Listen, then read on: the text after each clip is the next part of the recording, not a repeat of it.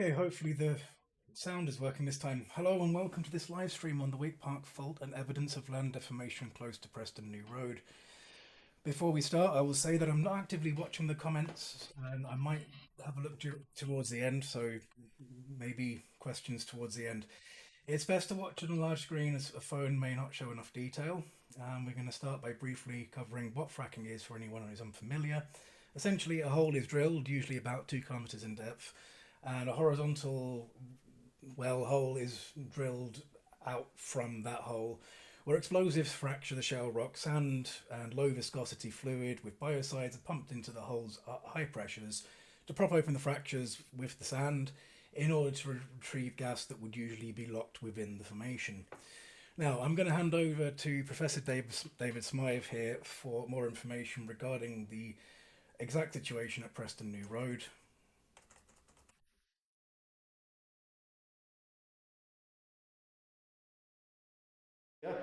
I've re-identified an old fault which was known 20 or 30 years ago, and I've remapped it, and surprise, surprise, it comes up to the surface very near a little artificial lake used as a boating pond by a holiday camp, which is apparently fed by 4 springs with very clear, fresh drinking water. So where's this water coming from? So it may be that there's fresh water below the Fylde and above the area it's going to be extensively fracked, and the water here could be coming up this fault zone to feed that little Wake Park Lake, as it's called. So again, I think it's a failure of EA legislation. Oh, sorry. I'm just going to pause it there for a second. Look at the colour of the mudstone and the Manchester marl, the Coneyhurst sandstone. The colours are indicative of what they actually would be in real life. And I'm just going to come back to this for just a wee second. This was witnessed on the fault line above, as outlined by Professor Smythe, on fields above the fault line, and it has some interesting features. I'll just go back and finish this video. Driller to frack in such a complex area. And just recently published a paper from some people at Durham. They've said that you should really keep around 900 metres or more away from any fault zone. Now, the UK government has avoided any mention of a so-called respect distance or safety distance, keeping away from faults. They do that in America, by the way, but no, in Britain they don't. They allow you to frack right next to faults, because they know, in fact, that if you had to keep 900 metres away, then all this area, in effect, the whole Fylde, would be out of bounds, because there are too many faults around. This particular slide here is more from Quadrilla and official BGS EA kind of sources. That shows more faults than just the Wake Park fault. I'm sticking to an area around the size of this rectangle for the sake of this video. The research area is slightly larger than this, but this, I hope you can see that rectangle clearly, is what we'll be looking at today. Now, before we dive into this data, I want to touch on some of the research that I've been doing in the background with AI assistance by plugging in what happened at Preston New Road, and the results were quite interesting. I apologise, the video seemed to be stuttering. That's what it is. So I'm going to read basically everything that's on the screen, and I'm pausing it. All these videos that I've linked in the description, they're there to be studied and paused. So an artesian aquifer, which is the Sherwood Sandstone Group, is part of an artesian aquifer. It was punctured when they drilled into it, and that was in one of the car reports from the EA, so this is confirmed. An artesian aquifer is a confined groundwater layer under pressure, meaning that if pierced, water could flow to the surface without pumping. If the drilling at Preston New Road intersected such an aquifer, it could have created a pathway for fluid movement.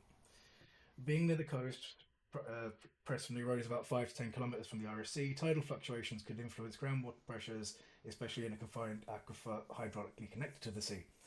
Fracking involves high pressure fluid injection, while decommissioning might involve sealing the well, potentially leaving residues and pressures or fluid migration pathways, combined with fault activity like the seismicity seen in 2019. This could compromise aquifer integrity. If the fault acts as a conduit for contaminants, example fracking fluids, methane, or saline water, could move from the frack zone into the aquifer. The fault has enabled pollutants to enter. If the fault has enabled pollutants to enter the aquifer, several observable changes might occur at the surface depending on how the aquifer interacts with the ground and local water systems. Discolored or odorous water, which contains chemicals like biocides, if it reaches the aquifer and discharge via springs or well, we might see murky, discolored water or detect chemical smells, sulfur like odors from hydrogen sulfide or hydrocarbons, gas bubbling, methane or other gases released during fracking could migrate along the fault into the aquifer. This might manifest as bubbling in ponds, streams, or even tap water if the aquifer feeds local supplies, similar to reports from some US fracking sites. And obviously, there will be a salinity increase because the deeper saline formation water mixes with the aquifer via the fault. I don't suggest anyone goes tasting it. Looks like my mic is still working good. Okay, so unusual surface water flow. New springs or seeps in artesian aquifer under pressure could start discharging through new pathways created or enhanced by fault movement. If contaminated, these seeps might cause visible pollutants, example oily sheens, or kill vegetation due to chemical toxicity. Near the coast, tidal cycles may amplify or modulate these flows, with contamination appearing more pronounced at high tide when aquifer pressure increases. Dead or stressed plants. Toxic fluids or high salinity from a polluted aquifer surfacing via the fault could harm vegetation, leading to patches of dead grass, shrubs, or trees near fault traces or discharge points. We'll come to all this soon. The soil discoloration, chemical precipitates, example iron oxide from oxidized fracking fluids, might stain the soil reddish or yellowish. Pay attention. Groundwater level fluctuations. If the fault connects to the aquifer to the fracking zone, you might see unexpected rises or drop in local wells, potentially amplified by tidal forces or residual fracking pressure. If pressure changes in the aquifer from drilling, fracking, or decommissioning, combined with earthquake-induced fault movement, the land surface could shift in ways that amplify or reveal the aquifer-fault interaction. Here's what might happen. Subsidence. Depressurization of the aquifer if fracking fluids or water leak out via the fault could cause the ground to sink slightly. This might appear as uneven terrain, cracked roads, or tilted structures near the site. Conversely, if decommissioning seals well but traps residual pressure, or if tidal forces recharge the aquifer faster than it can discharge, localized uplift may occur, creating small bulges or mounds. So, if the fault slip and earthquake, the 2.9 magnitude event at PNR in 2019 showed that fracking can induce fault slip. If aquifer pressure changes to stabilize the fault further, example by lubricating it with water, additional micro earthquakes might occur. We did have this. It felt as shaking or heard as rumbling.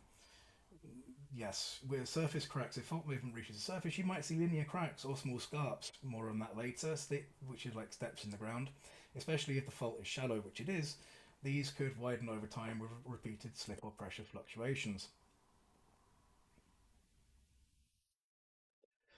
Liquefaction or water expulsion, sand boils or mud volcanoes. These are documented from sites around the world in unconsolidated near surface sediments, the quaternary deposits, which this is a glacial till, an outwash plain. It is all unconsolidated sediment and the bedrock's not far below.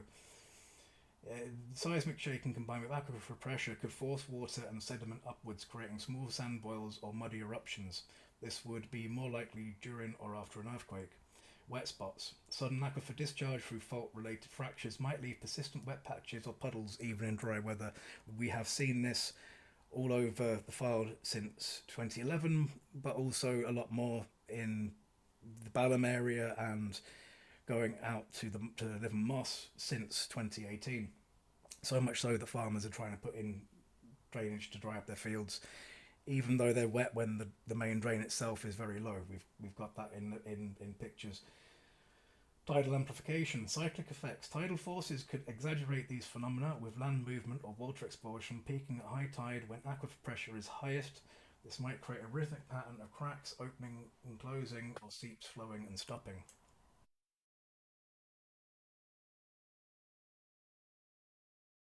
Combined impact. If the aquifer becomes polluted and fault movement alters the land, contaminated discharge during quakes, an earthquake could open new fractures, releasing polluted water into the aquifer to the surface. Now there was quakes. It might have happened. It might not have.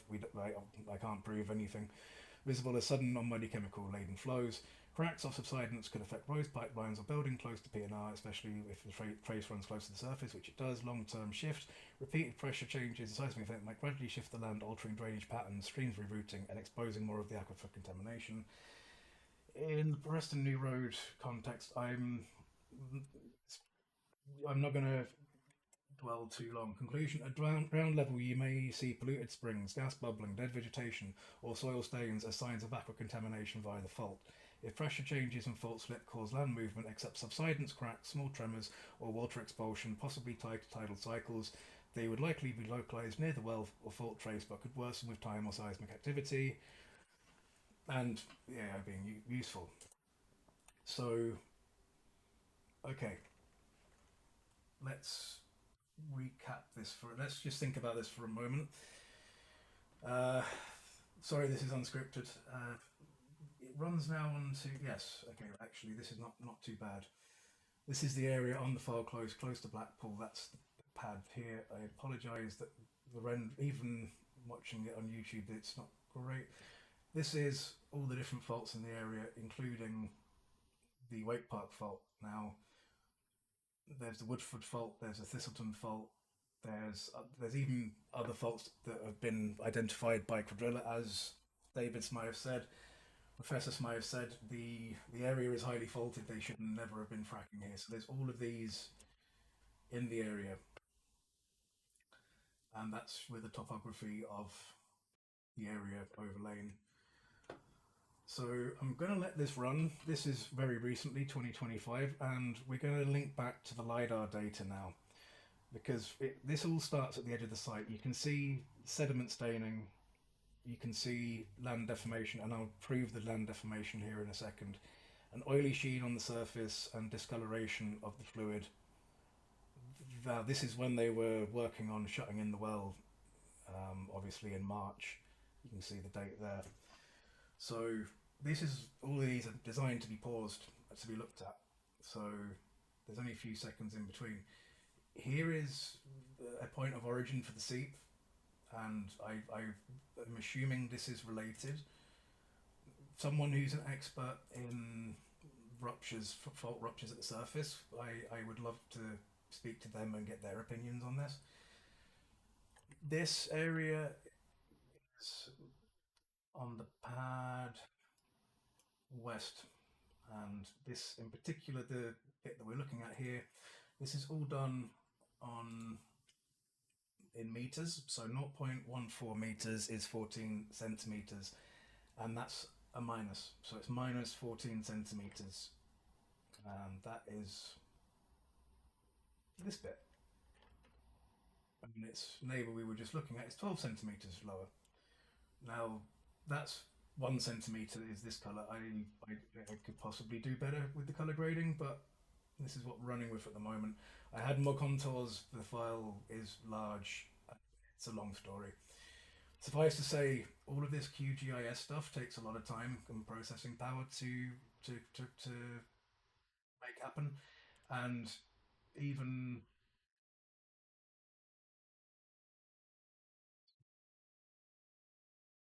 not important right now. Suffice to say, this problem also has this issue. Sorry, is presenting here. I'd love to be able to zoom in on YouTube, but I can't. And the area we're looking at there is here. So this whole area has sunk, and if I click on the contours and interrogate, let's say, okay, that's not going to work with me. Okay, I'll come back to that another time. It's because I have them shown. This is all the black lines are 10 to 12 centimeters only. There are more contours. The sediment staining runs off down the hill to the north.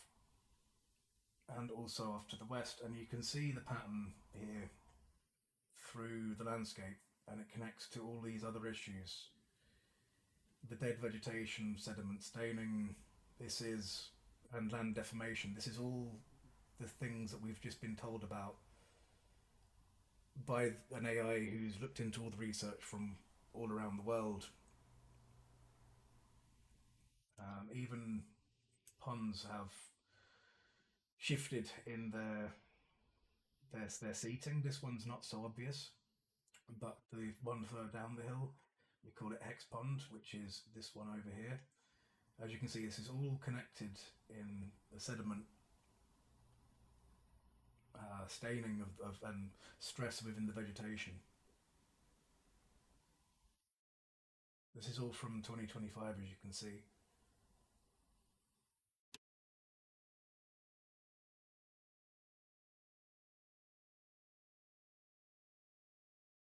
This pond you can clearly see has moved from its base. This area here is a lot, well, it never used to be there, and this area is now formed a puddle, but it also has, again, sediment staining, uh, iridescence, discoloration, very strange colour of water, fluid.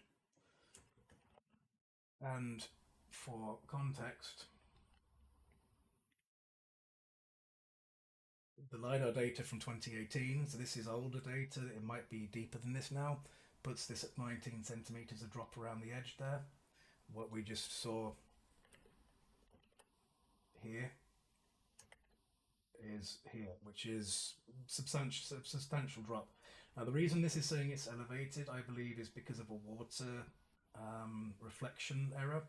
You sometimes get that in LiDAR data, and it's also worth pointing out that these are flight lines, because when the plane does sweeps back and forth, it overlaps in places. There are ways to filter that out. It's called a Gaussian filter. I've actually used that on these contours. It does take away some of the detail, but it makes them much faster to load, and trust me, at the moment for this presentation we need that.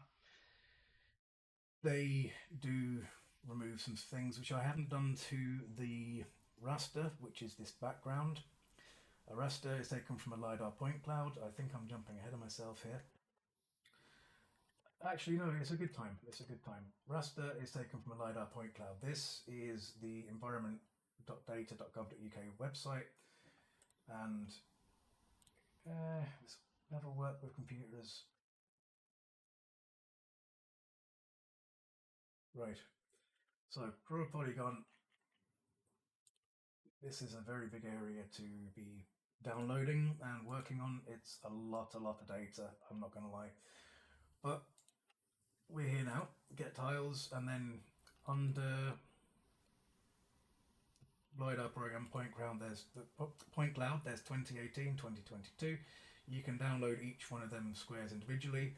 I did so. I rasterized every one of them, mosaic the rasters, and then run a comparison between the 2018 dataset and the 2022 dataset, subtracting the 22 from the 18. So anything that's gone down will be negative, anything that's gone up will be positive. There are areas where land has risen, and this is the result. And anyone can repeat this process. It's easy done with GIS software if you know what you're doing. I've had to learn. I don't want to go any further than I already have. So that's this pond here, and now we're moving down to what is the external trace of the fault, I would say. Now again, I'm not an expert. This is I'd love to do research into all of this. I really would. At the moment, I'm working full time, and I'm presenting this now because I don't know how else to put this across in a timely manner, because it will take forever to do in any other format. Now this is the edge of the fault line there that I showed you just a minute ago. Go back, and this area, let's say up here, that would be this area here, which has between 16 and 20 centimeters, 15 centimeters in places, 12, and overall up to 20 centimeters in spots drop. in that area. This whole field has got a visible subsidence and staining of the soil and lack of vegetation in the places where this is happening. This is again everything that we just read about with Grok. If you need to go back in through the video and have another look, this is what it was said may happen. Now, I'm not saying that that definitely is what's happening. I'm just saying that there's a correlation here. These pits don't even look like mounds. They look like holes, actual just holes. Now, I'm pointing on them for a reason. And as you can see, this follows the depressions follow the sediment staining follows the depressions is the best way to put it, and increased water flows in areas. I think this is a seep, and you can just see the mess across the fields, and we're going to take a closer look at them now in a second.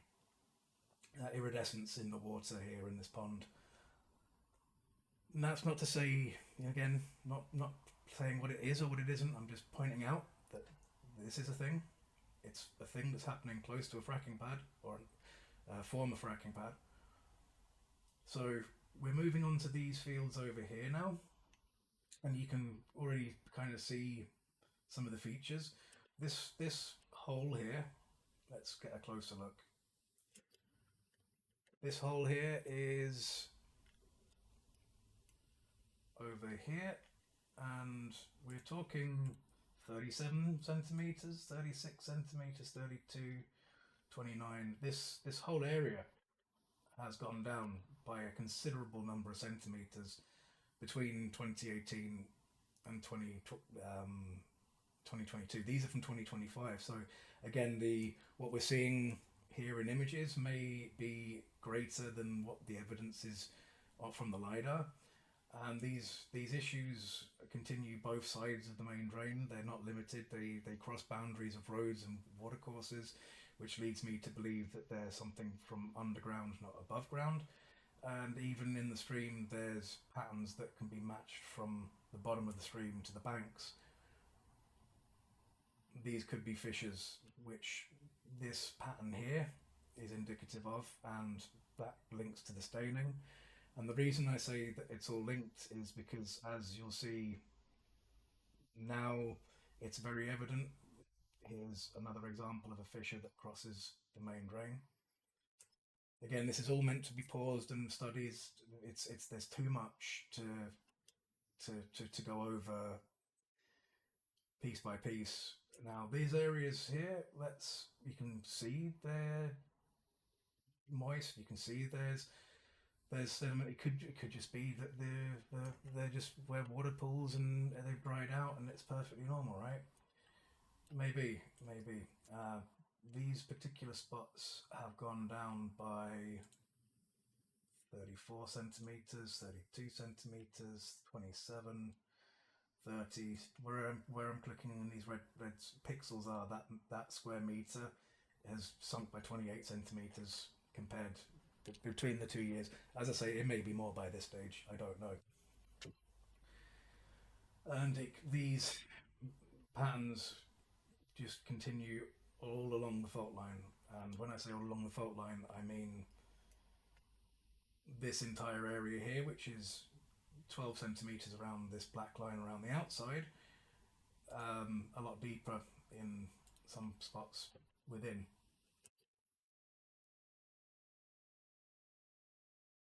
And we've got this crack-like pattern of holes and hills, which we're going to get to in a bit.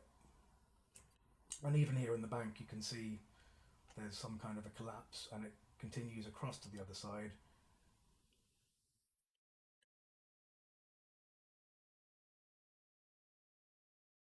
And I can see, I surmise that this is one of the origin points where fluid is seeping up to the surface. Now this area over here, just north of the solar farm, this area is a 20 centimeter, 19 centimeter, 20 centimeter, and it's depression to the north is up to 30 centimetres, so that would be this area here.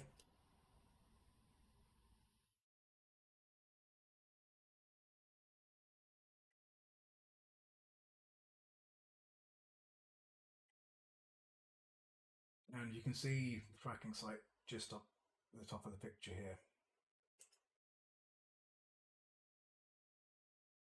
The yellow, red, purple sediments, they're all indicative of colours that one may see as a result of fracking. Again, it's not I'm not making an accusation here. So this field here with the power pylon is this field here. And again, we've got a 20, 18, 17, 18, 19, a general sinkage of the field. And you can see that in this pooling of water. Now, they have been trying to put in drainage to dry up the field. They also put in a power cable for the solar farm in this field at one stage, but I don't, well, it may not have helped the situation of the field. I don't think it's what the primary cause of these are.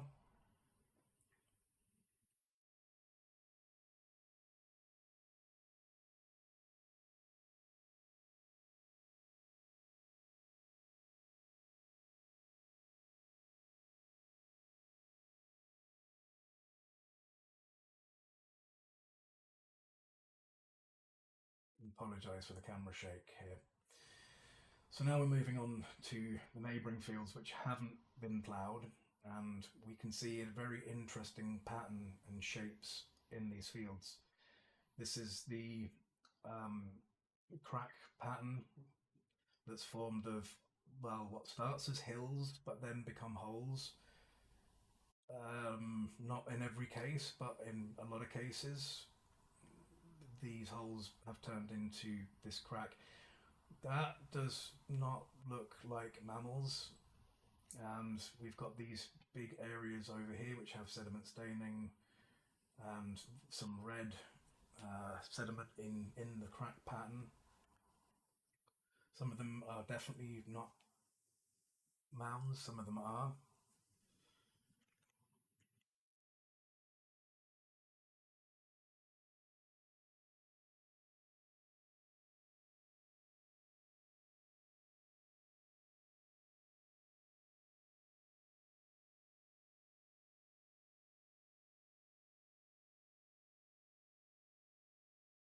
So let's find this one. Is it? Yeah. No. 1 second, sorry. Was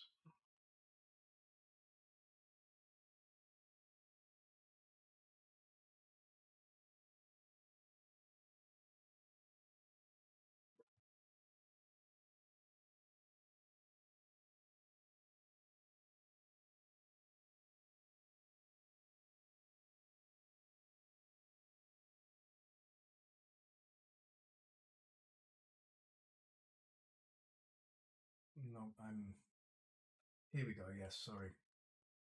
This D pattern here, there was another angle I was looking for. And these other patterns here, if I switch back to the LiDAR data, this big D pattern here, as you can see, is 38 to 37, 39, 32. This one here is a lot deeper than the surrounding areas, but there are other depressions up to 30 centimeters in this field. This field is completely networked with depressions, and even where the mounds are, they've not actually elevated on the data. Well, some of them in some places have caused slight uplift. These ones don't seem to have done that. Just to make that point, I think, yeah, that is the other angle of it there. That whole field is this field here.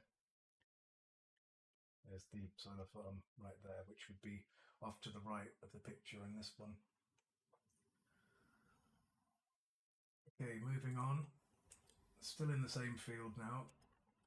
We have, in a close by field near the solar farm, we have this depression here, which is 22, 23 centimeters.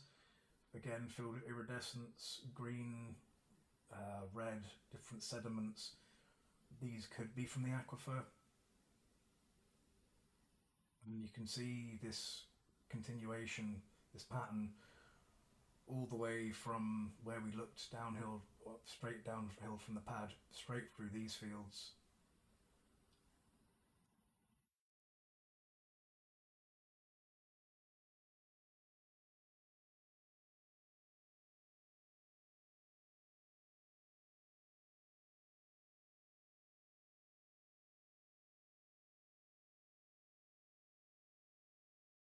Okay, another area here.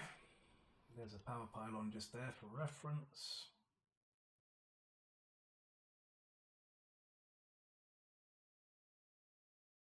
But that's the power pylon there. And then this depression is 15, 21, 16, 18 centimeters. Also with sediment staining, dead vegetation, yellowish, more so than red this time.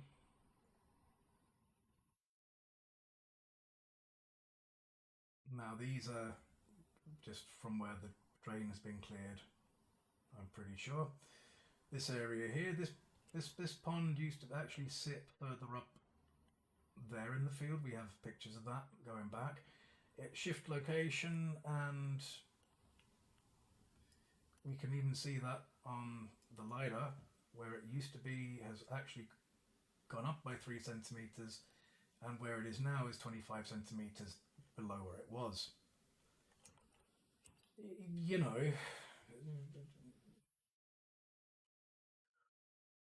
what caused this to sink 25 centimeters, and why does it look like it might still be sinking in spots? Okay, there's a few days in the difference between these. You'll have to keep an eye on the dates. 14th to the 19th, and that's just as the water table has gone down, for whether it's because of the tides and the time of the day or lack of rain, whatever, that was the difference. And this is the area there on Google Earth. We're not very far from the pad. That's the pad up there, and there's a path that comes through these fields and basically into the fault line here, and that can be seen through not only this pattern again, also from standing water, which is visible in them fields. Again, sorry for the camera shake on these. This here, very interesting pattern. Again, all of these are in the links in the description if you would like to take the time to really study what we're showing here. And this is the flow of water coming this direction, or fluid coming this direction from where the pad is. Now, I can't say for certain. I suspect these may be areas where fluid is being pushed up from the aquifer through forces that weren't there before, let's say, the earthquakes and the drilling and fracking. So they've altered the processes within the land. And again, farmers are trying their utmost best to put in drainage to take care of this water, even though it was relatively dry at that stage, and even the main drain you saw in the pictures earlier, it was relatively low. So why is this area still wet?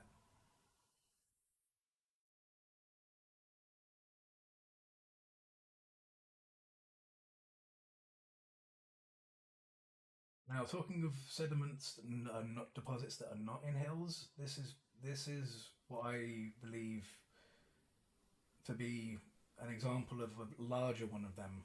It's got the colour of marl. It's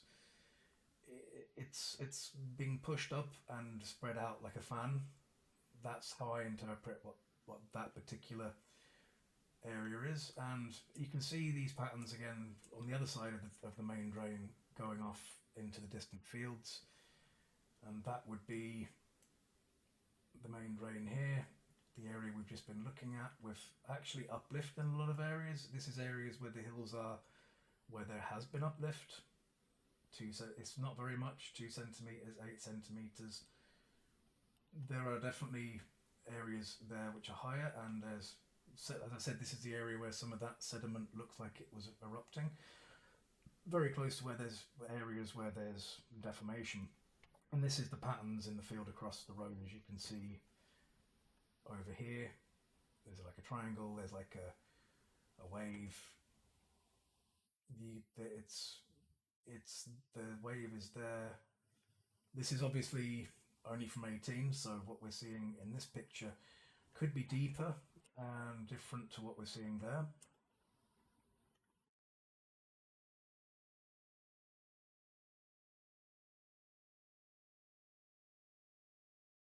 Yeah, that's another one of the sediment that I was looking at earlier. And again, it's the stress in the vegetation, the discoloration of the soil, the crack-like fissures and patterns, the new springs, the new mud boils, which is a term we're calling them for now. Balham Road, this area down here, if you go for a drive on that, you feels like you're on the ocean. It's that bumpy.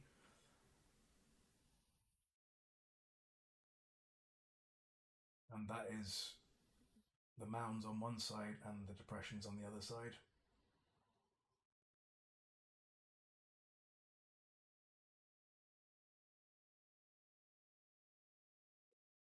So before we go jumping now, I just wanted to show you that part of the fault line a bit wider.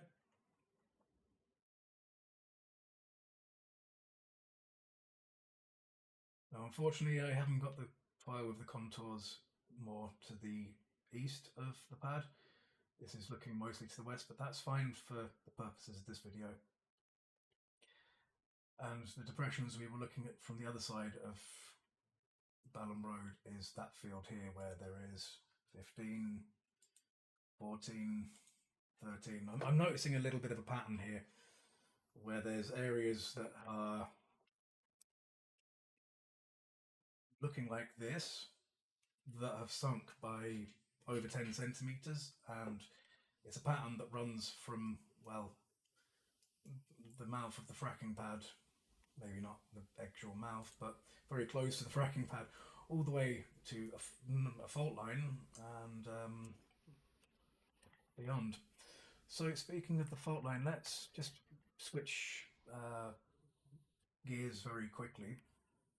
This is Preston New Road here, and that's the site, or will be the site. This is imagery from 2002.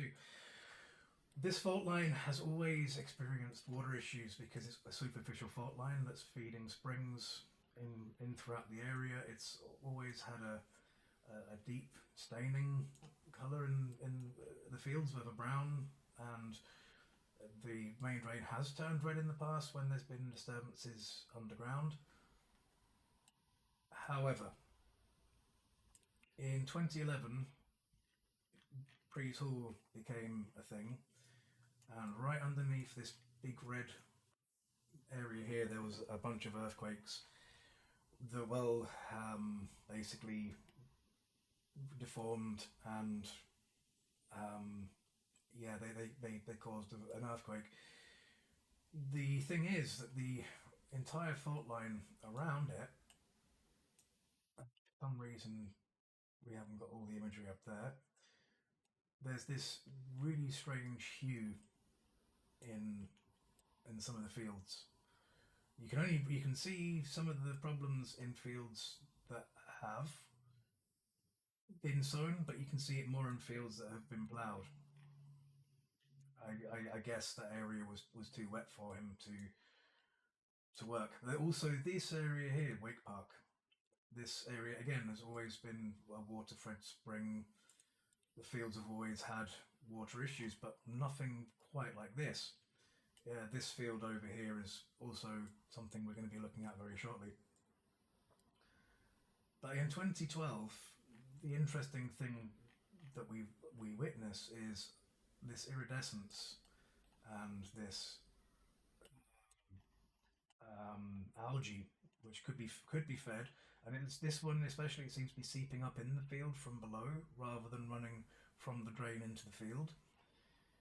This is the point. It's from below coming up, and that's what it looks like in all of this. That this was just a hunch when I first looked at this in whenever I did.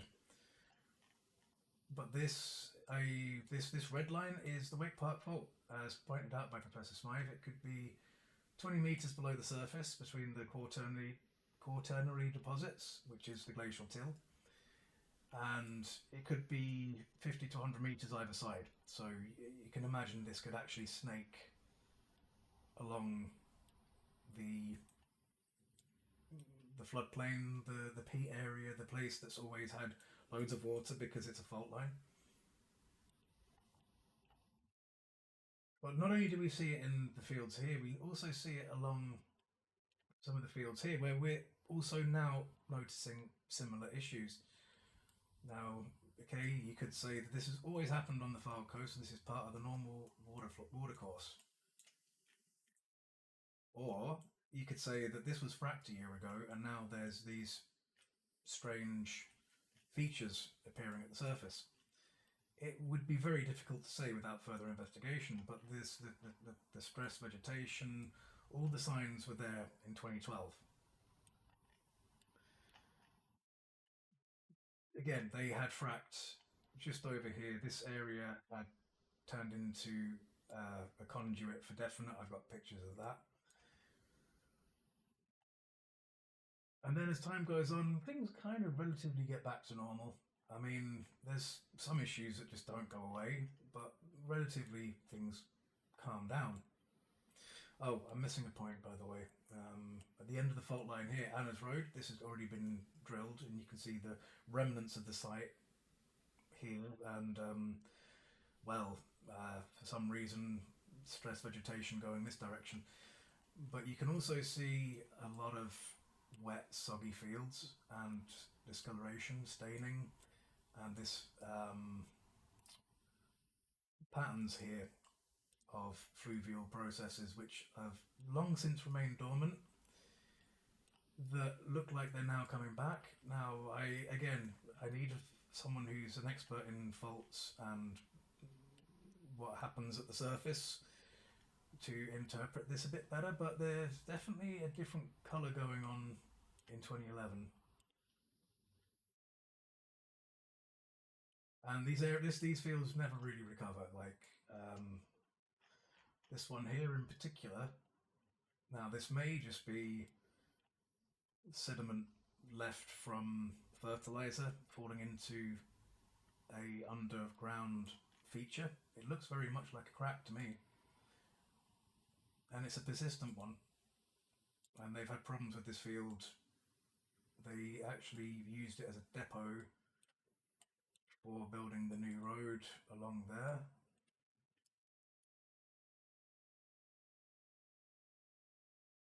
I think that's very brave of them, considering, and all the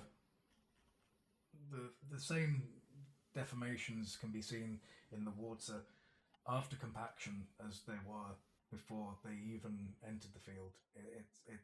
It's an area for study, that's for sure. All started as normal green fields.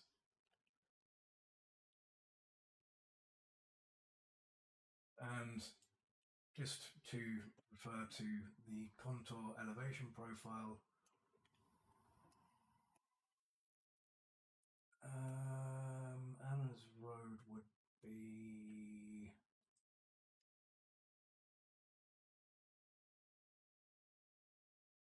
here, I think.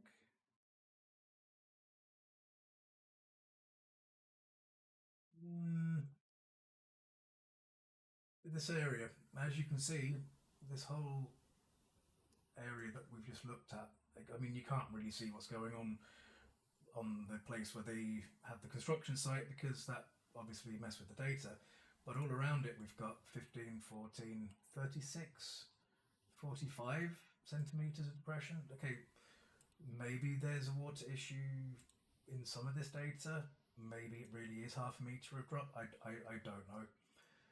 For certain, it requires more.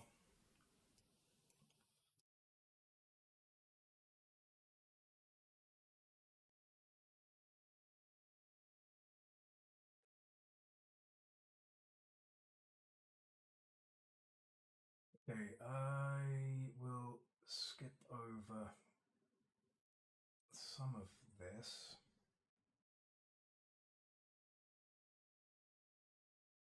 Yes, these the pad fields, the deformations around here, quite extensive.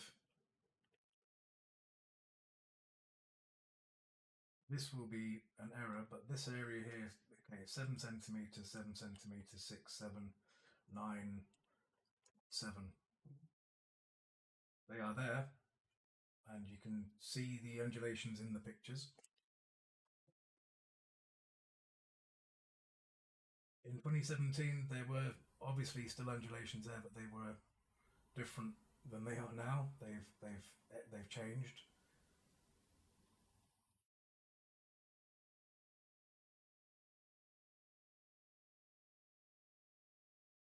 This is a scarp, which is a definite sign of fault activity in the area, and this rupture here. This is something that is very similar to. This is a paper on evaluating how well active fault mapping predicts earthquake surface rupture locations.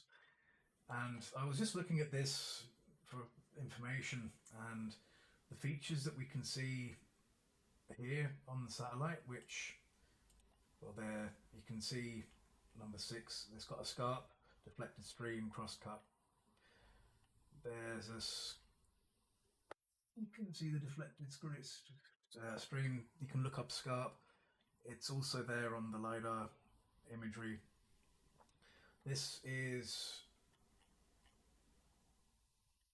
things that we've seen in Preston New Road.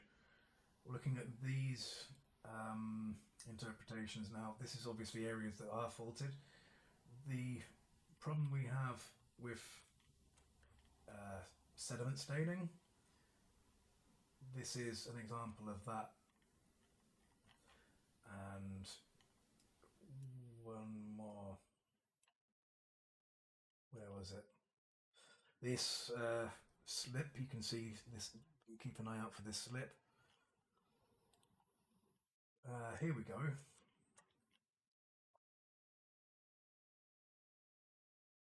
Is this the one?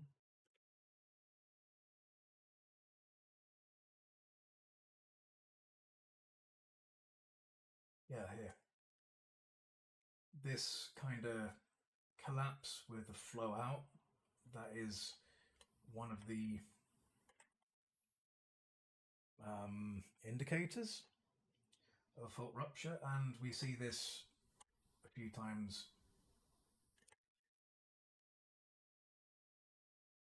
So this looks like, there we go, I found the right page in the end. This here looks very similar to this.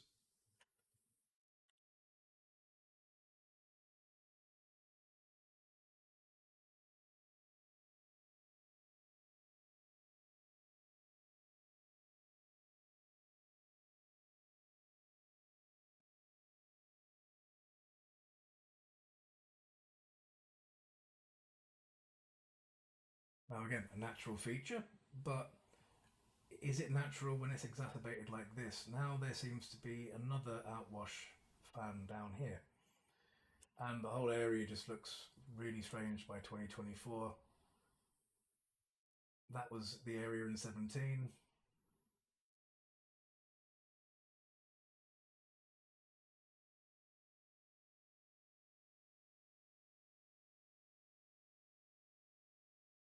and now we see it in 2025.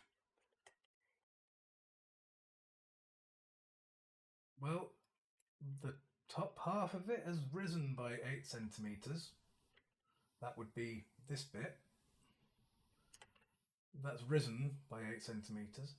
And this area here has fallen by 22 centimeters. I mean, okay. That's a lot of centimeters. So that's how what? Well, look, that's what the data says. And this, okay, this is older, so that doesn't represent accurately what we're seeing here, but it's an indication of where it was heading.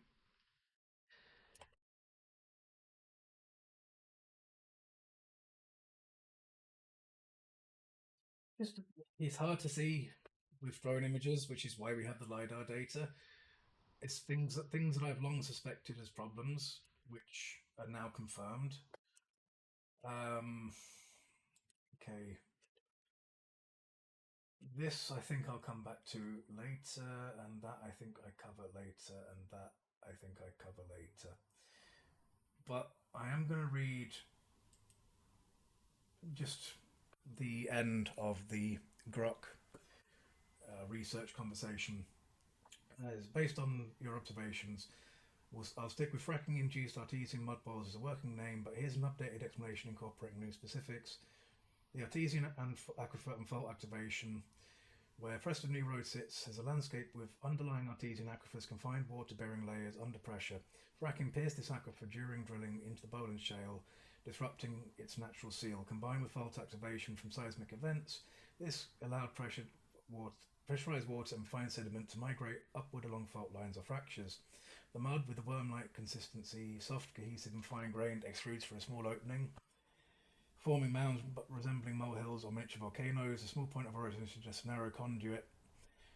Sometimes there's stones and pebbles in them, and water areas atop the fault have sunk, come out waterlogged, stained darker, possibly due to seismic activity or fluid withdrawal during fracking. The sinking concentrates water and mud, enhancing bowl formation near faults, watercourses and road where pressure escapes. Drilling through the artesian aquifer, injecting high pressure fluids could destabilize the subsurface, while seismic shock widen fault pathways. Fluid may potentially carrying contaminants. Could explain the darker staining and stress vegetation. It doesn't. It might not be only something that happens in an artesian landscape, but it's definitely going to be contributing to them. Now, I'm focused on them because, well, it's something that can be observed on the ground level, and it's something that I'm witnessing. And this is in publicly available areas like the side of Preston New Road, and they're not mounds. They're eruptions of something.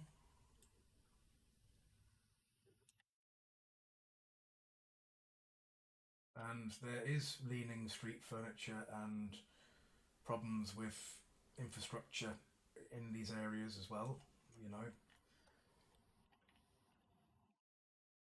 Now, one good thing to report is one of the local ponds is full of tadpoles, and it looks to be thriving very well. I'm happy to report that. I did go to the area recently with the radiation gamma radiation detector. I did find some interesting readings. I'm not going to go into that today. This is the size for comparison. There were obvious cracks in some of the road, some of the pavement. Very, very big deformations here. There's a footpath that used to be open that now no longer is. It's very overgrown. There's loads of trees collapsed. It also has these mud boils, and again, the fence has collapsed down here.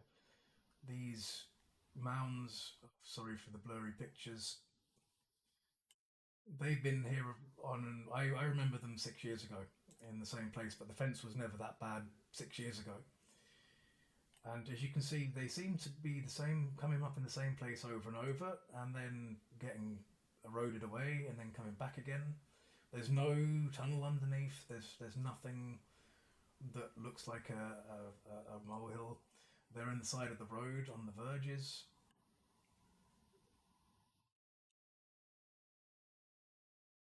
and like yeah, they're just it's an interesting phenomena. Is the best way to put it.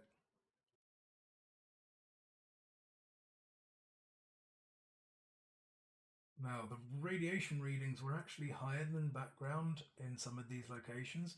However, at the time I was downwind from the pad, this is the extrusion with like the worm-like castings, and you can see it's almost coming out from a central point. There's no tunnel under these. I was downhill from an operating mud degasser, so I suspect that maybe the elevated readings at this location was not from the holes, but from the operations on the site. So, quickly, yes, we looked at that and how I made the comparisons. We've looked at a little bit of the introduction of the area. I could touch on what an outwash plain is and how the landscape was formed, but it's there in the documentary. I won't go over it again. There's a whole documentary on the pad.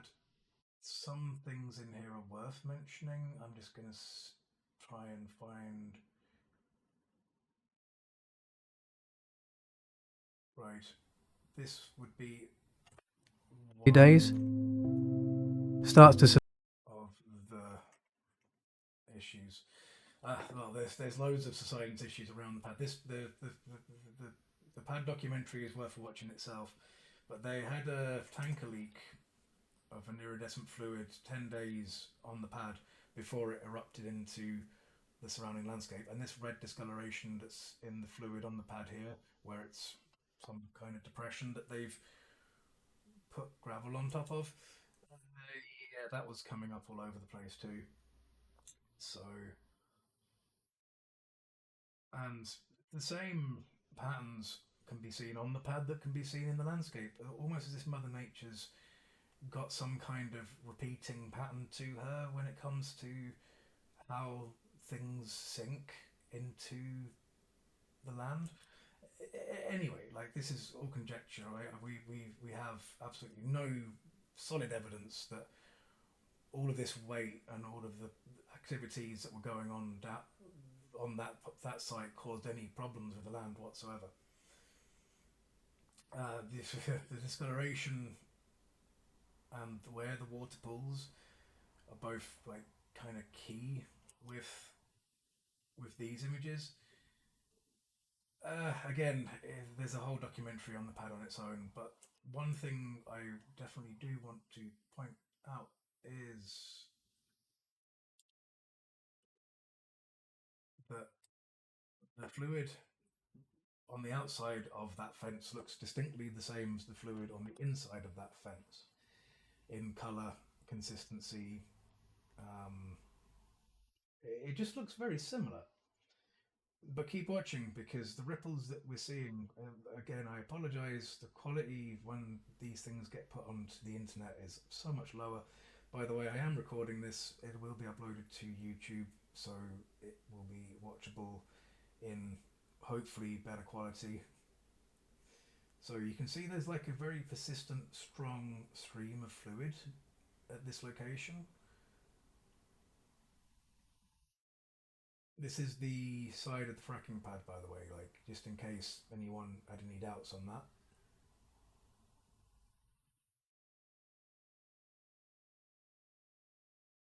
And there you go, you can see that is actually bubbling up under quite some pressure from, well, below the ground. And this particular below the ground is below the level of the pad. Um, let's find out how much by.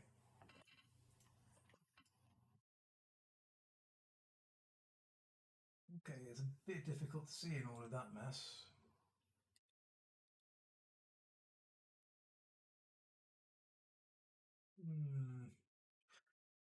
That's gone down by a lot. Let's assume. Now, just while we're on the subject of high and low, the reason that you can see all of the outlines of buildings and roads and trees and stuff, that's because of something called lateral shift. I'm pretty sure there is evidence of lateral shift. That's what's creating the outline now. Obviously, there's things moved on the pad which has created all of this mess and nonsense. Okay, that's going to be hard to see. 12 centimeters, 24. This is actually deformation from past the previous, so we're not going to see. I'd have to look at the actual LiDAR set, which I don't have time for right now to go looking for, but it is definitely lower at that spot than the pad surface above it. And as you can see a collapse and a pattern of collapse between this point here and this area here, and then this is flowing with water. I mean, you know, I'll let you put two and two together on that one.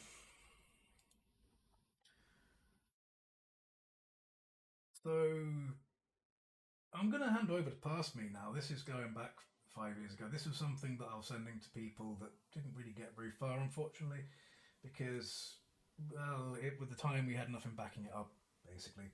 So I'm going to hand over to Past Me.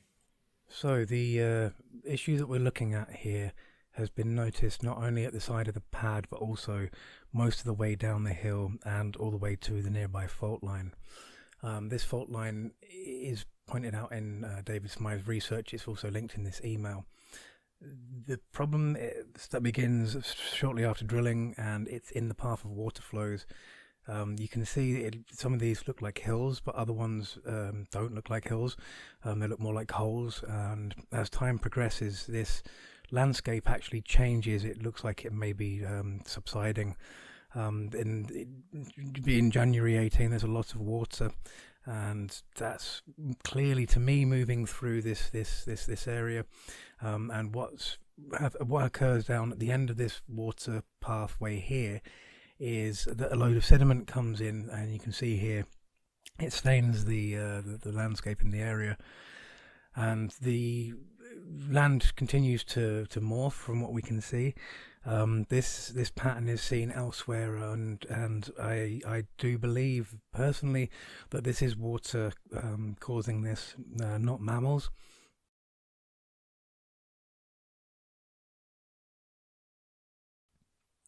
And here we have it as the most recent. As you can see, these patterns they do morph over time. They start as hills, and then they eventually. I haven't been able to get onto the field. There is this white milky.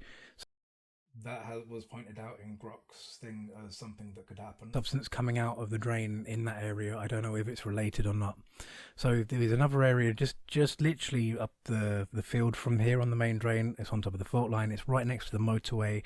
It started last year as a normal field, and then there's this little slip that begins. These hills, boils, holes start appearing as well, and if you feel free to pause it, you'll see there that there's some water coming out of this depression, and it's quite big. Yeah, I managed to get to this in person. This looks to me like a scarp. It's fairly big. You can see how it evolved over time. I don't think that is caused by cows, because otherwise it would happen in fields everywhere. Again, right on top of the fault line. It's quite a big depression. I was there in person and took these pictures, and as you can see, there's eruptions at the side, perhaps. I don't believe this is just cows, because cows do frequent this field. I don't think they could do this much damage. So feel free to pause these videos at any time and have a look. If you would like a copy of the original files, let me know, and I can get them across to you or across the internet.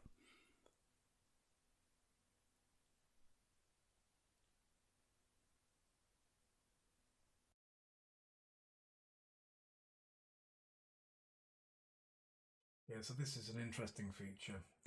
And this is what the same area looks like last month, and Um, the exposed soil position has changed. Some vegetation has grown back, but there is new areas of exposed soil, and we're wondering if could this be linked to the drilling and to the fracking process. Thank you for your time.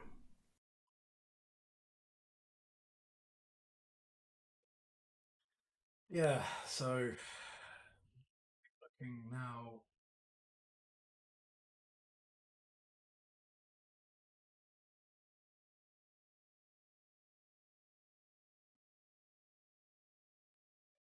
looking at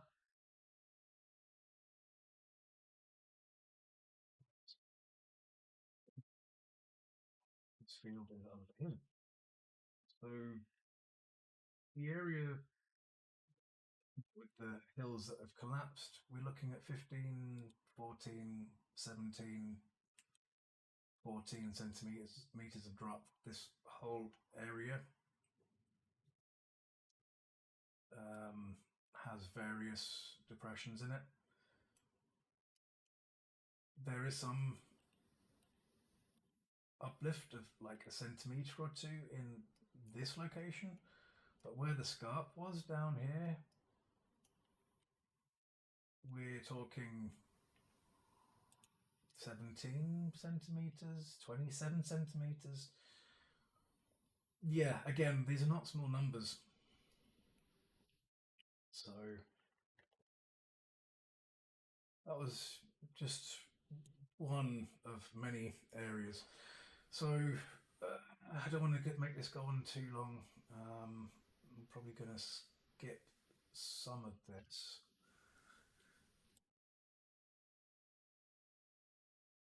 So we're going to have a quick look at fields that are in between both Preston New Road and Prees Hall. So this is the Wake Park Lake that we mentioned earlier. This is the fields at Mythup, and Prees Hall was on this part of the land here and caused potentially these 30 centimeters of drop there, which is also documented, as I said. So these fields that have had between 13 and 10, 9, 7, 11 centimeters of drop. Well, this is how they looked in 2017. They'd already been affected by Prees Hall at this stage.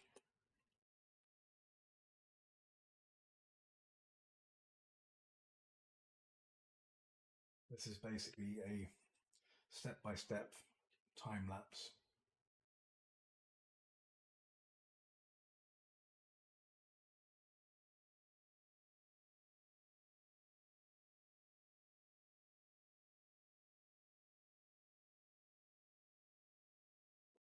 Now, interesting here, we can see a new feature has appeared in the field.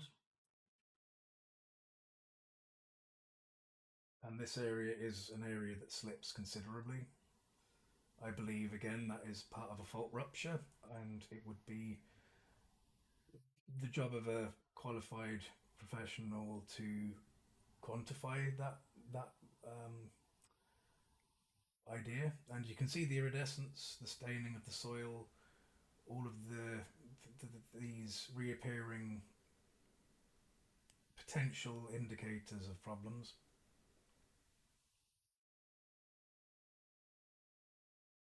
And the crack light pattern up there in these fields also.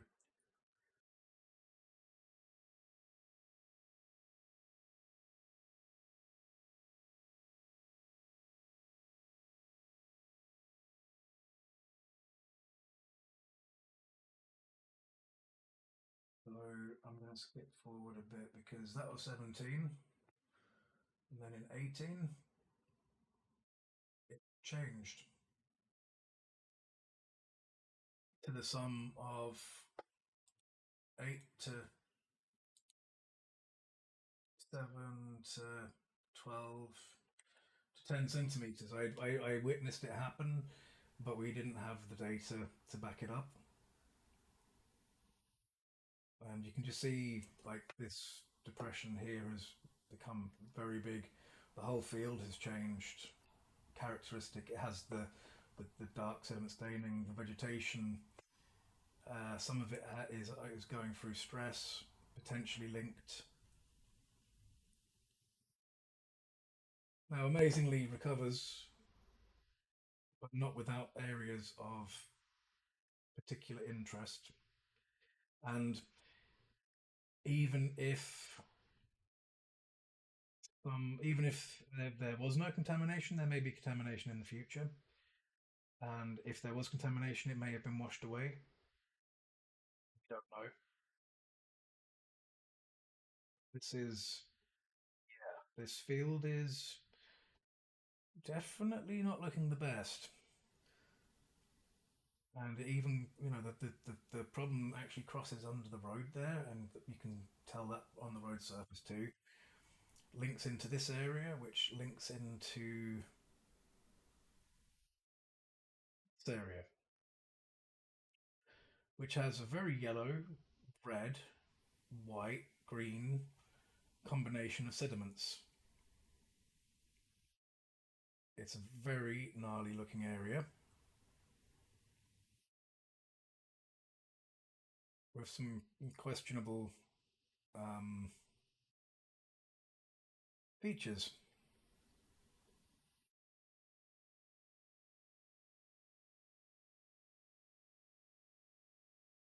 It's a large area too.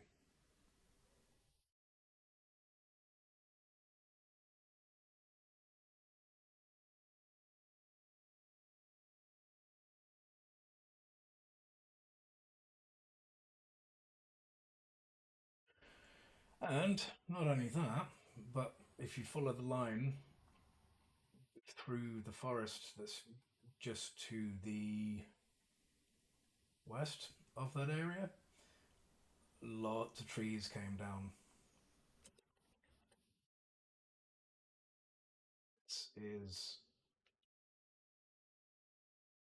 this area here, which has gone through 15, 17, 12, 16, yeah, 17, 11, a bunch of subsidence leading into this field, which has also seen a bunch of subsidence.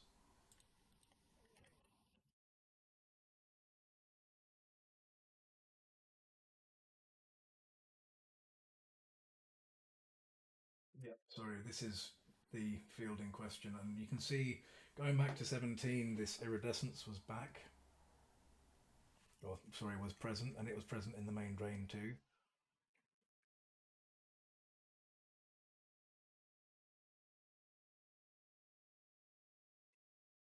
And basically, this goes through the evolution of these mud balls appearing and the things and the vegetation around them dying, the trees falling over. This is there in the description if you want to go through and have a really good look. 1 second, sorry about that. You've got the pattern of dead trees there, which you can follow along the fault line to this area of depression and new standing water.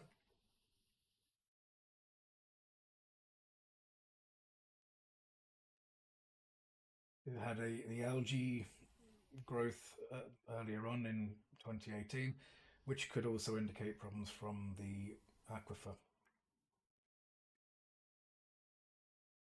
And there we are in 18 with even more trees down. Now, if you zoom in on that, you can actually see bubbling in the water, but I'm not going to try and get into that at this stage. Uh, yeah, some interesting appearances on that field, as I'm sure you can agree.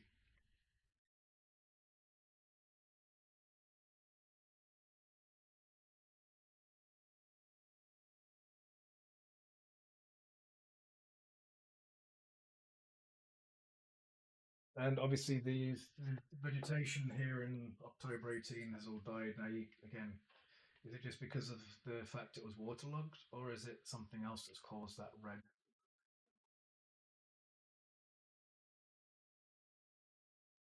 Now, Anything else here that I need to go into? Oh yeah, this is the same area with some really nasty sediment crustation. I'm sure it's all perfectly fine. You know, I'm sure it's all perfectly natural.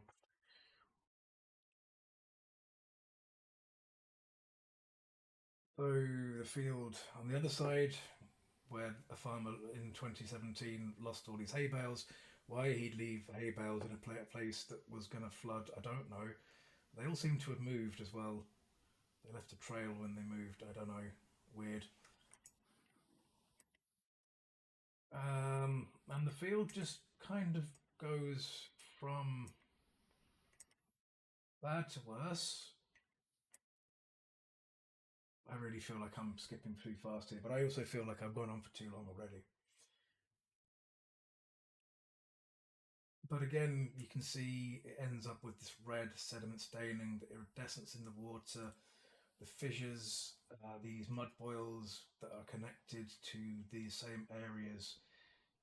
It's a reappearing phenomena across the fault line in each location.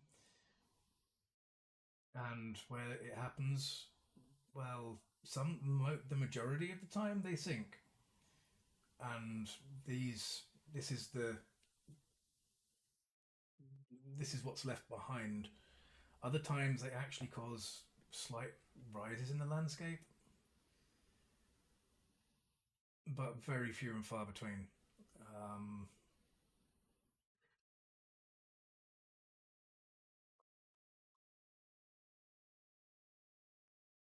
okay,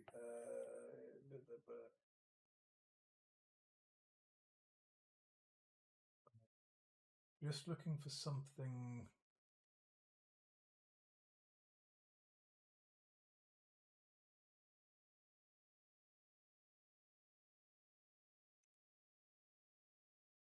Mhm. Okay, so this is the Wake Park area. I'm gonna jump to it both here and on here.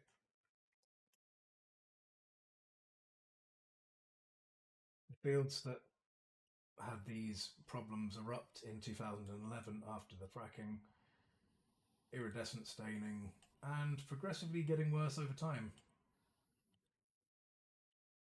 We found dead animals in these fields on more than one occasion. Um, Whatever that is,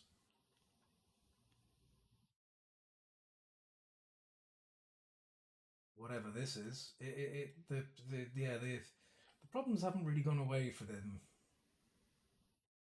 They did try putting a bund to stop water getting into the field, but actually, what they really did is stop water leaving the field. It's got this distinct hue and sediment around it as has become a prime marker and indicator for me. But you can see how this area has flooded and these areas are still fairly dry. It matches perfectly with these areas that have sunk by relatively small, just a few centimetres, versus the areas around them that have gone down by 10, 9, 10, 7 centimetres. Doesn't sound like a lot, but considering this is less than a metre above the sea level, and there's some areas where it's actually gone up by 3 to 5 centimetres. Very interesting. This, as I say, iridescence, these mounds and boils have appeared.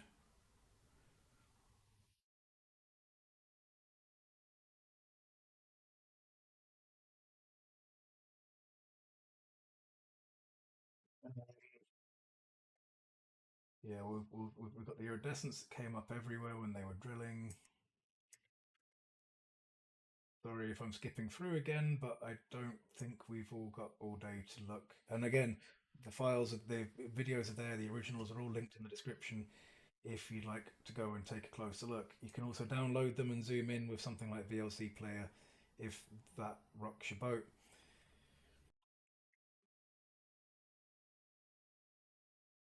Now, the only reason that I'm making such a thing of it is because it's so. This is directly on top of the fault line, and you've got the color of the marl, the color of the mudstone, iridescence, foam, all these indicators that something may be coming up, being pumped up from below. And this is the time when fracking was taking place. Now, again, it doesn't necessarily have to be fracking fluid. It just could be aquifer fluid that's being pushed up by things below because the pressure's changed. It also might be that something has come all the way from the shale layer. It's yet to be determined.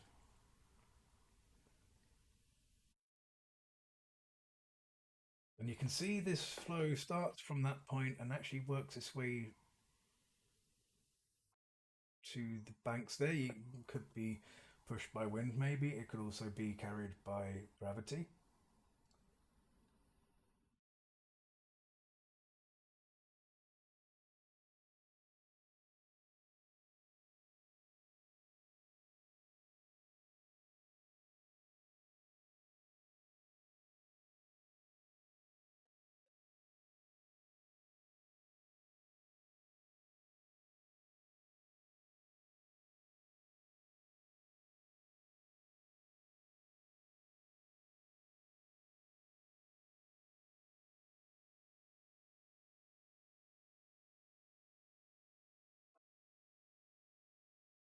Something that, as I say, someone who is an expert in fault geology and ruptures at the surface may be able to give a much better and precise summary of all of this than myself. I'm going to look at Carbridge Brook from 2018, just very quickly. It's a very short video. The iridescence in the water pond down here, something that was widespread at the time. And that was no bacterial sheen, it was a very oily kind of a sheen. It wouldn't break up. This is the fields on the way up to the pad, and you can see the same pattern again.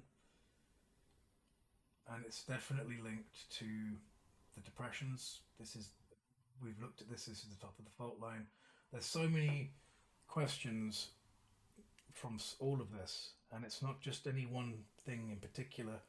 When you look at the red on its own, it could be one thing. When you look at the iridescence on its own, it could be something else. When you look at the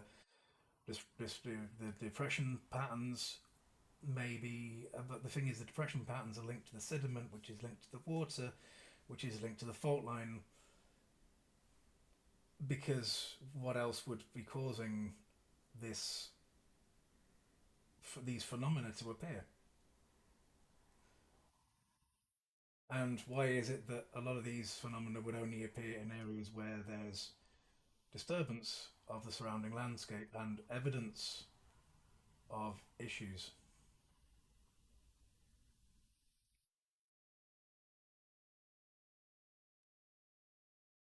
We have looked at this area a little bit more recently from 2025. You can remember that this is what the area looked like back in 2018. And that pattern is there, but the vegetation isn't quite as red, let's say. It's dead, but it's not quite as red as it was in the more recent footage. And this is where you can see the data matches with the depressions that we can see from 2018. And they go right up to the pad, all the way to the side that's been leaking under some pressure for some time, that was reported to multiple agencies, MPs, councillors, etc. We did our best to highlight the problems we could. Unfortunately, they still went ahead and fracked. As I say, there's a whole documentary on the pad alone and all of the problems around the edges and with the flooding and the well cellar. I did want to touch on the well cellar quite quickly. So one thing that we did that happened was a membrane integrity test was done, and we have the documents from that. And I overlaid this on Google Earth, and what it shows is quite revealing, because where they had problems in the integrity test, obviously they use electrodes to run a current and they find out where the problem is. But you look at this red, all of that area fits very nicely with some of the deformations and pooling water areas that are seen from on the pad. Like, very red and also very wet and also depressed, to the point where they kept adding more and more aggregate to the top of the pad to stop themselves from sinking and becoming a swimming pool. Why would you have to add more weight, more aggregate to the pad? Unless, and where did the stuff that was under it go in the first place to cause the depression? It's almost as if the membrane never held it, right? And this is something you can see around the entire pad. I'm going to jump ahead of myself again now, if I can find.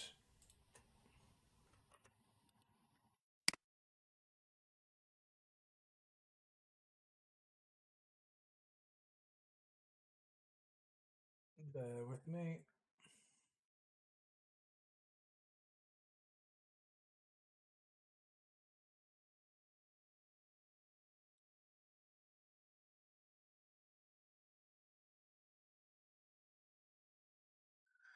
So we've got some recent images, and if you remember where that integrity test had some red spots, I know it's difficult if you've never seen the pad before, and that's very understandable.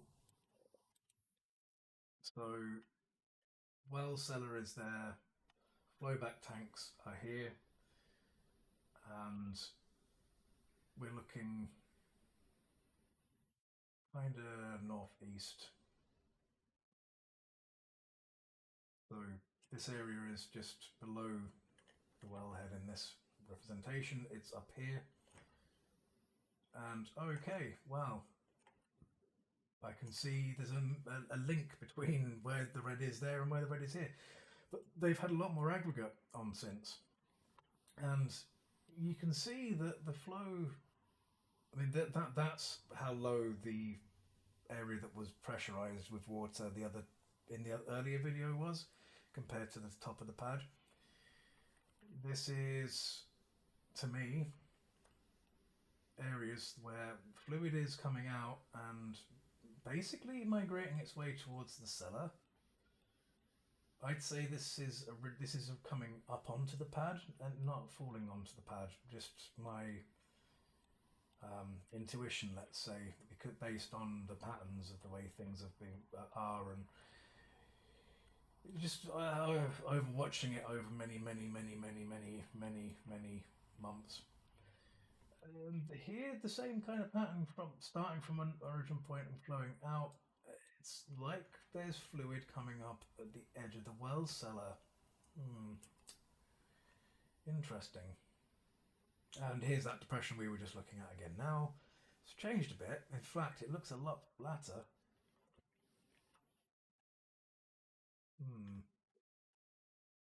Very interesting. And the same patterns can be seen as before, but running all the way down to the motorway and with really severe undulations there. That looks considerably larger now than it used to. And what it used to look like was 13, 17, 19 centimeters of deformation, and in the middle there was only a couple of centimeters at best, if any movement at all. Now it looks like that. Oops, sorry, my bad. So, how did it used to look? Well, this is how it used to look. This is it in 2017. Yes, it's a similar shape, but not quite as severe as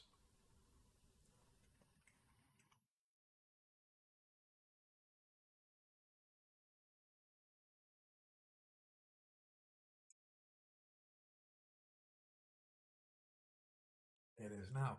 So even then, there was standing water at the surface, and something looked like it was being pushed up from the middle.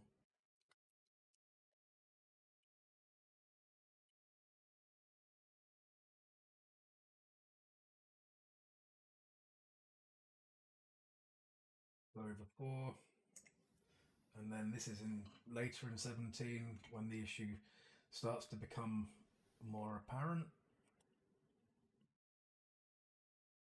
And that is in March 25. Now, again, even from that angle, it's quite difficult to see. But this data confirms there was definite subsidence between 2018 and 2022. How much more there is now, we do not know until an up-to-date LiDAR is produced.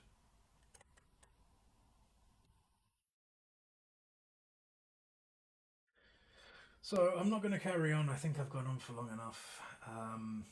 Just some before and afters now.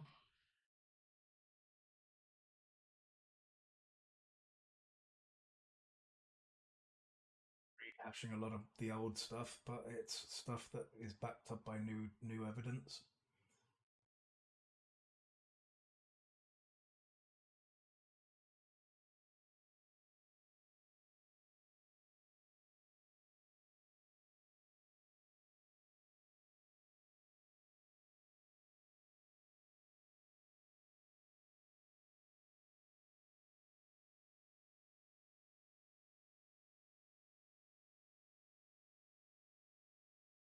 Okay, so just that there, we're off to the side from the west of the pond.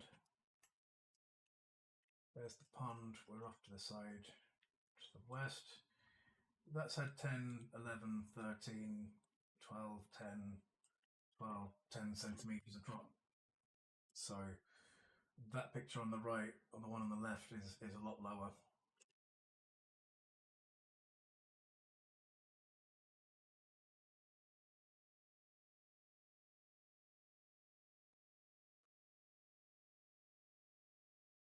And, well, again, while there were some issues that began when drilling began, that field was relatively flat by comparison.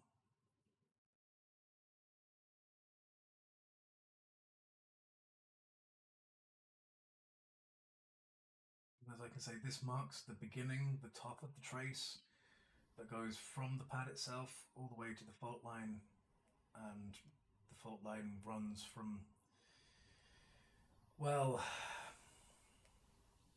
the fault network runs across the entire Fylde. So this area here, okay, is very imperceptible, but if you look where this van is, this area here and this area over here in 17, this is old footage. That looked a lot deeper to me in 18. This area along here also looked like it had slipped to me.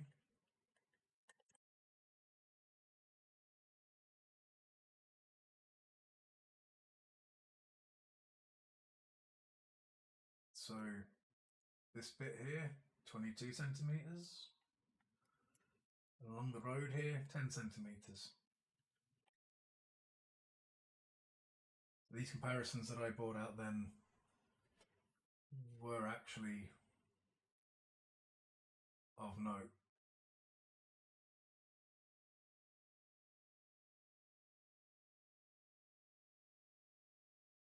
As I say, there is a documentary called Doggy Pad.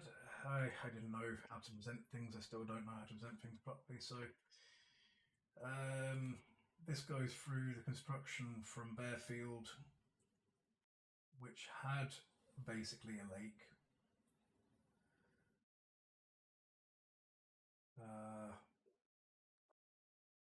Which is this area here. This is the flow of water through the area, and it's never stopped. This is the area where there was water being bubbling up from the side of the pad, let's say. But this one runs through the slow but inevitable collapse of this area here, which is where the bubbling was from. It talks about the flooding, it talks about ingress, it talks about egress. Some interesting images that may point to failures of containment while the site was still active. So realistically, that does require a lot of investigation, you know. Stuff flowing in as well as flowing out. The membrane coming away from the foundation, the foundations of the pad coming away from the field itself. The differences in the way the fluid is emerging in certain areas. There's so much to unpack, and this is after fracking. You see this green color? Yeah, I've seen that green color in ponds and fields since the fracking times, and all this lovely radioactive norm, VOC contaminated, biocide, arsenic, you name it, heavy metals, all of that stuff, you know, just there on the pad, potentially leaking out, potentially being carried away by water currents under the pad. Yeah, it's a really interesting watch. I go into quite some detail about my concerns around the pad, which I won't cover again. Before we go, oh yeah, there was Grange Road when that was decommissioned. It had a similar red water, yellow water bubbling up at the well. This is all indicative of things I've seen at Preston New Road, of things I've seen in the landscape.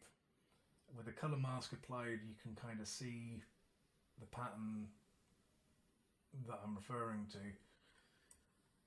This site was decommissioned in a hurry when they let a lot of the fluid run to ground.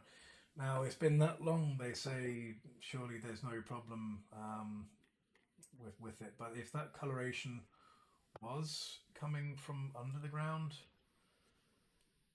and not just from when their operations had taken place, then well, it's potentially already everywhere. If it was only on the pad and they started breaking it like that, then would it have not been released? Did they monitor? Did they test? Going back to gas and bubbling, this is from 7 years ago. Spotted this bubbling. They were doing some work for the power pylons. Spotted this bubbling. It's much clearer on the original footage, unfortunately, as always.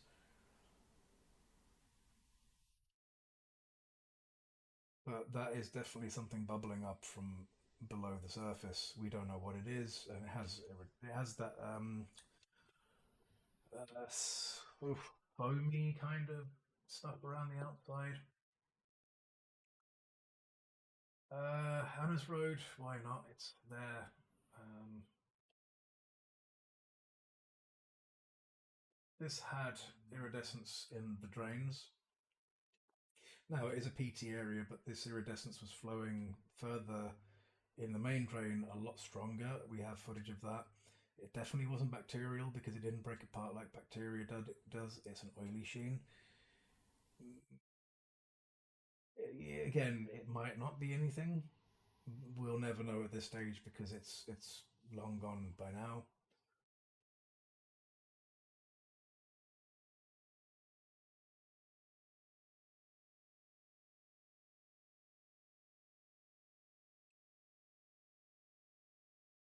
Yeah, there you can see some more iridescence on in the drain. Sorry, I'm just getting frustrated and bored. Now this is the site. Where's the site? Okay, I obviously didn't get the site in that video. Um, yeah, so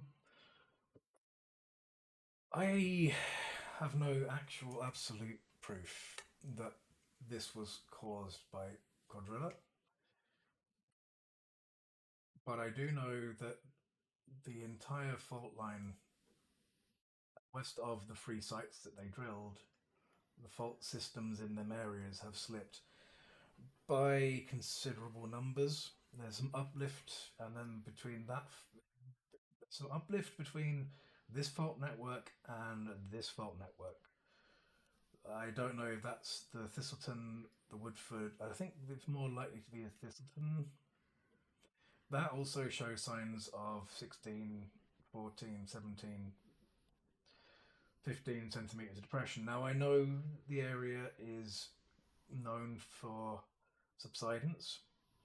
The question is, has it been exacerbated by earthquakes, drilling, and fracking operations? Are the sediment stains all over the place, the iridescence in the watercourses, the various dead vegetation, the dead animals? Could all of that have a cause related to the fracking? Considering, let me see if I can get those contours.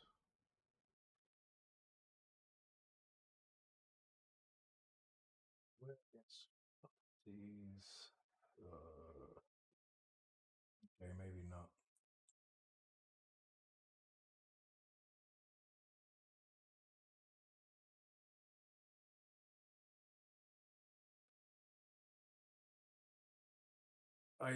There is a contour line that literally goes from the pad down to the fault.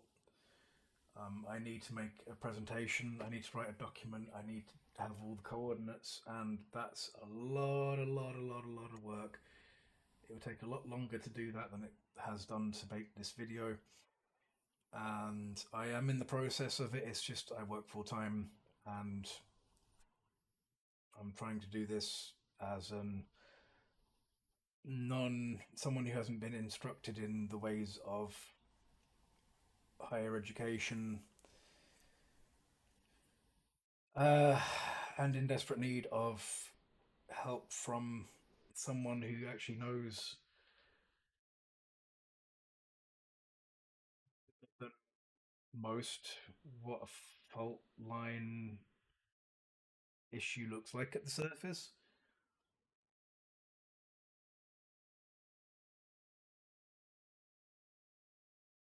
Yeah, well, I think that's all I can say for now. This might not have gone as well as I'd hoped, but I'm hoping that what you can take away from it is that fields that have had new areas of standing water and floods, um, random crack-like patterns and eruptions.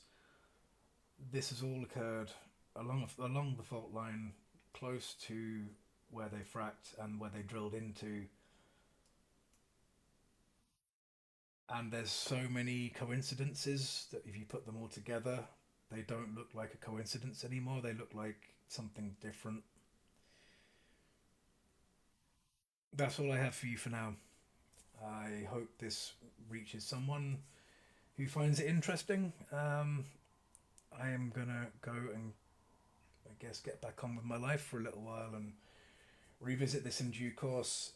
As I say, if anyone wants to reach out to me regarding this directly, my email address is Lion of Wise, that's Wales, Ireland, Scotland, England, Wise, Isles at gmail.com. If you drop me an email there, I will respond within a week, more than likely. Um, right, I feel like I'm missing a lot. This is unscripted, but this is evidence that the claims I made 6 years ago now, that we had witnessed land defamation, and within that, them defamations were signs of questionable signs that the AI has pointed could be something deeper. By the way, it may or may not. There's only one real way to tell, and well, let's just say I don't expect that to be happening based on past experience. These officials failing their fiduciary obligations to the public to do the right thing, to investigate, to protect and save lives. That's what they are tasked to do. And this information has been available. This They have been informed on numerous occasions through numerous channels, various different people at various different stages. And I was asking for meetings 6, 7, 8 years ago to try and discuss what to do with the evidence that we had collected. Unfortunately, unfortunately, I wasn't able to progress that side of things. I am happy to help. I am happy to share what I can. These are massive files. If someone wants to play around with them, you'd have to find a way for me to upload them. Or of course you could learn GIS and do the comparison for yourself. Anyone can do this comparison. Um, I think people have the right to know what has happened. I think people should be interested in what has happened. And I think that officials should be transparently working with members of the public to determine what's happened.